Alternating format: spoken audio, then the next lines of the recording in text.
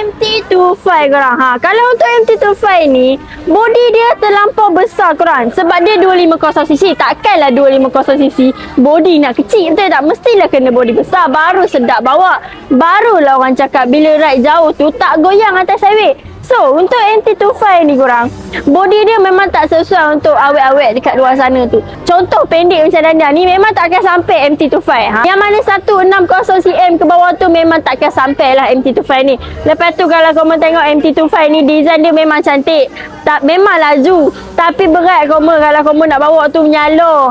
Lepas tu untuk MT ni korang, harga dia mahir sikit.